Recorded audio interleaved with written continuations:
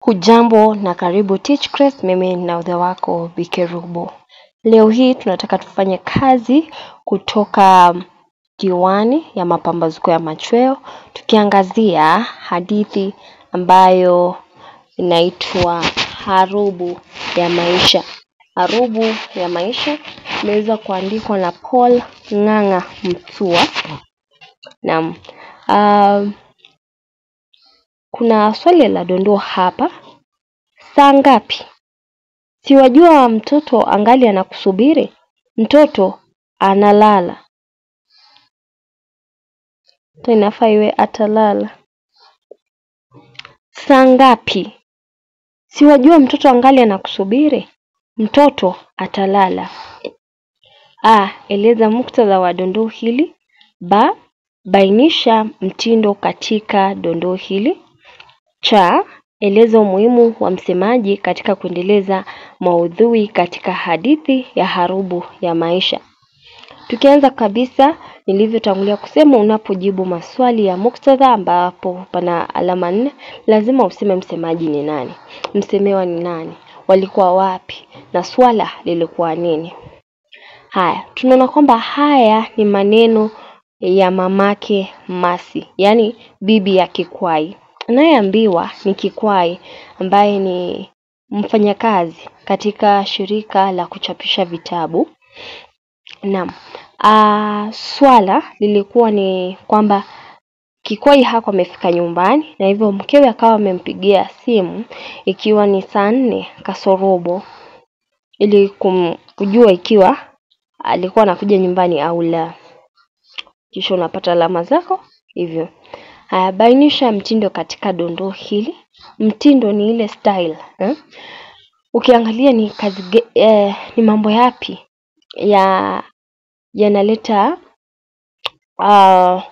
upekee katika dondoo hili. Inaweza kuwa ni katika matumizi ya lugha au jinsi tu kazi imepangwa. Tukitazama hapa, mwandishi ameweza kutumia dialojia ili kupunguza yale masafa ya wakati hata katika usimulizi, na pia ili kuleta ule uhai katika kuigiza kazi hii. Na tunaona kwamba kutokana na ile dialojia tunapata pia toni.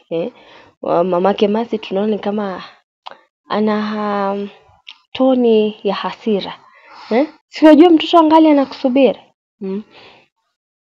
Haya, jambo la pili katika mtindo ni kwamba kuna swali balagha. Haya ni maswali ambayo hayahitaji majibu. Kwa mfano anapomuuliza saa ngapi? Kumbuka Kikwai ashamwambia kwamba naja nakamilisha shughuli ndogo hapa kisha nianze safari.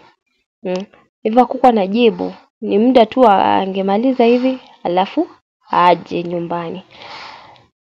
Jambo lingine ni nidaa. Nidaa ni matumizi ya alama hisi ili kuleta tu hata ile tashtiti au msisitizo. Mtoto atalala. Jambo lingine ni tabaini. Tabaini ni matumizi ya si. Kwa mfano hapa mamake Masi anauliza, si wajua mtoto angali anakusubiri? Si wajua. Na kwa wakati mwingine inakuwa ni kama ni madharau ukitumia kwa wazazi, hasa wale wa kizazi kilichopita, hawapendi hivyo. Swali la 3 na la mwisho, eleza umuhimu wa msemaji katika kuendeleza maudhui katika hadithi ya Harubu ya Maisha. Alama 10. Kumbuka kwamba wahusika huwa na kazi nyingi wanazotekeleza katika kazi ya fasihi. Inaweza kuwa katika kujenga maudhui, kujenga wahusika wengine, kuchangia katika mgogoro, na kadhalika na kadhalika. Hivyo swali hili linataka tu ujikite katika mhusika kuendeleza maudhui. Na msemaji hapa ni mamake Masi. Hivyo swali hili litakuwa eleza umuhimu wa mamake Masi katika kuendeleza maudhui katika hadithi ya Harubu ya Maisha. Mamake Masi ametumiwa kama mhusika anayeendeleza asasi ya ndoa kama maudhui. Hapa anaonekana akiwa ni mbishi.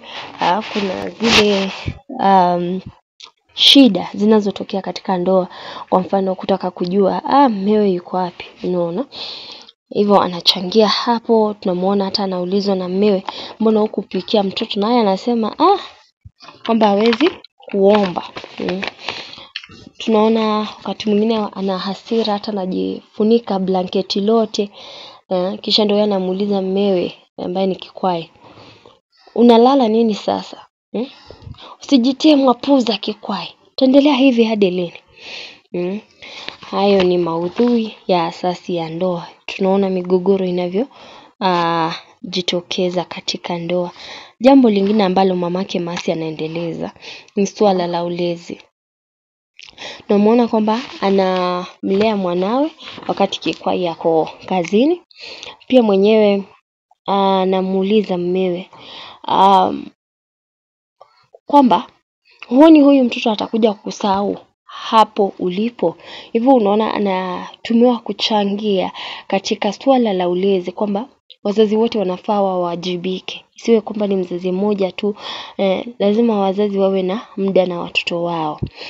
Jambo lingine mamake Mercy ametumiwa kujenga ni swala la hasira. Ana hasira tu. Ningefika nini? Mara unaona hata jinsi tu amejikunyata kwenye kochi, amejifunika gubi gubi. Ndio anasema kwamba hayo mengine yanihusu nini mimi? Kesho usimwache binti hiyo hapa, mbebe uende naye huko kazini msikolipwa. Sitaki kuliliwa na mtoto hapa. Ukitaka chakula ulichoshindwa kukizumbua. Hivyo tunaona maudhui hasira. Jambo lingine linalohusiana na hilo ni kwamba ametumiwa kujenga maudhui ya nafasi ya mwanaume au babedume. Anaona kwamba mwanaume ndiye anafaa au anapaswa kukizumbua chakula, yaani atafutie riziki ili familia yake ipate kitu. Na pia tunaona akiendeleza maudhui mengine yanayofanana na hayo, ambayo ni maudhui ya nafasi ya mwanamke, ambapo anatarajiwa na mmewe ambaye ni kikwai kwamba atalinda mtoto, aweze kupika, kazi yake hivyo ni pale jikoni. Yeye anafaa kwamba ndiye anapata mtoto kiangulio. Kumbuka wamekuwa katika ndoa kwa miaka 4 na sasa mtoto ameenda shule. Haya, jambo lingine ambalo tunaona ni kwamba mamake Mercy ametumia kujenga maudhui ya mabadiliko.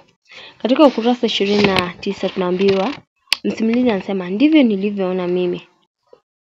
Inaanzia hapa, ukosefu wa hiyo nafuu kazini umemwathiri mama Mercy. Ndivyo nilivyoona mimi. Au pengine alikuwa anatii kanuni ya maisha ya mabadiliko? Nilishindwa. Naona kwamba mabadiliko yameweza kutokea. Pale mwanzo walikuwa na raha. Ijapokuwa pesa zilikuwa kidogo, hawakuona taabu. Lakini baada ya kuja kwa Mercy, pesa zimekuwa adimu, majukumu yamekuwa mengi, na tunaona kwamba sasa mabadiliko yamekuwa hivi kwamba hata mama Mercy hamuiti mmewe tena mpenzi, ila anamuita kikwai. Sijui ikiwa una mengine ambayo unaweza kuchangia hapa. Naomba kukoma hapo. Hadi wakati mwingine, kwaheri, na tuzidi kubonyeza ikiwa hujaweza kuwa mwanachama katika chaneli hii. Pia unaweza kusambaza kwa marafiki zako ili tuweze kuwa kwa pamoja. Kwaheri.